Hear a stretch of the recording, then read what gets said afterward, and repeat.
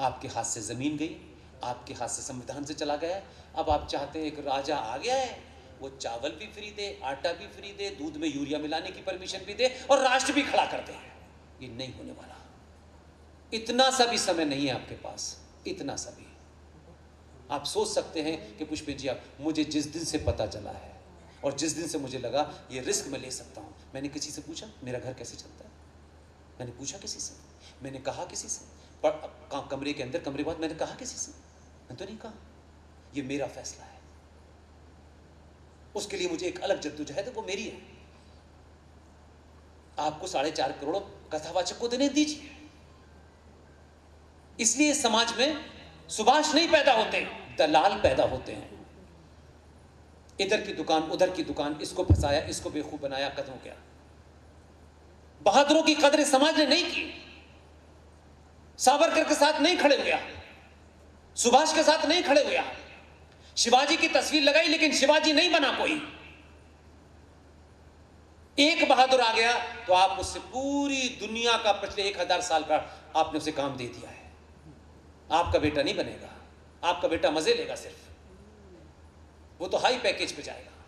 बेटी की शादी गोत्र से करेंगे, बेटी की उम्र 40 साल हो जाए, गोत्र ही नहीं मिल रहा आपको।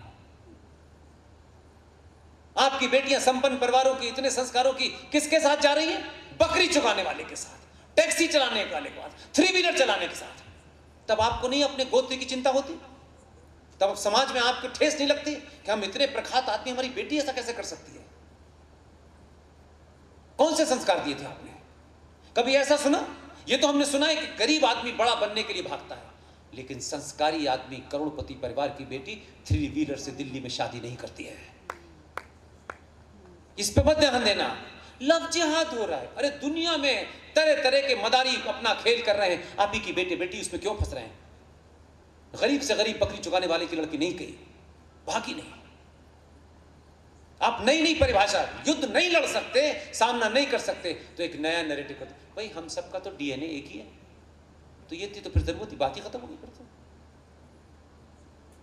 जो युद्ध नहीं लड़ सकते वो ऐसे ही दलाल टाइप के, बिकाऊ टाइप के स्टेटमेंट दे करके अपने मुंह के ऊपर कपड़ा डाल लेते हैं। हमको ना अंतरी बनना, ना संतरी बनना, ना हमारी जिंदगी हमारी उसमें है।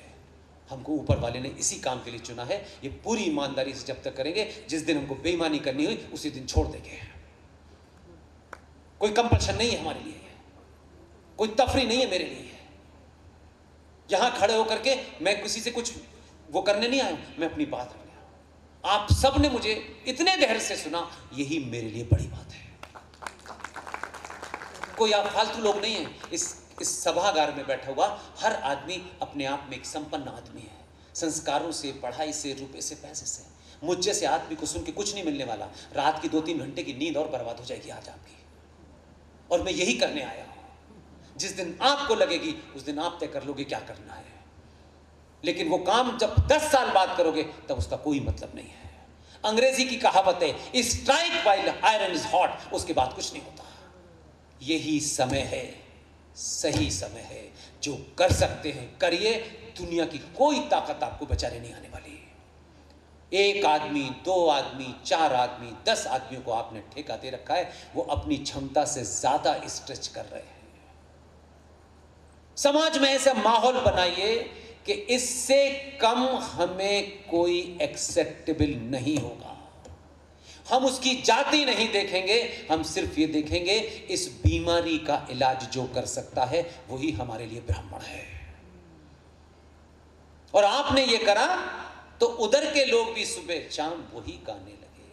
ये आपके बदलने के कारण सत्ता का मिजाज बदला है, इसलिए कुंजी अभी भी आपके पास है। आपस में ये को अगड़ा पिछड़ा ये सब आप करिए, लेकिन घर के बाहर निकलते हुए सड़क पे कौन दलित है, कौन ठाकुर है, कौन ब्राह्मण है, नहीं चिंता करना। सिर्फ सनातनी होकर उससे बात करनी है। अगर आपके मोहल्ले में सड़क से, घर से 10 किलोमीटर दूर कोई बेटी अकेले जा रही है, अकेले जा रही है, 22 साल की, 23 साल की, 24 साल की, 25 साल की, कोई माँ सड़क पे अकेले जा रही है, और आपको ये देखा आपने कि ये कौन लड़की है, 3-4 लड़के इसका पीछा कर रहे हैं, आपको थोड़ा सस्पिशियस लगा है, तो मैंने आपसे ये नहीं कहा कि निकाल के गोली चला देना है।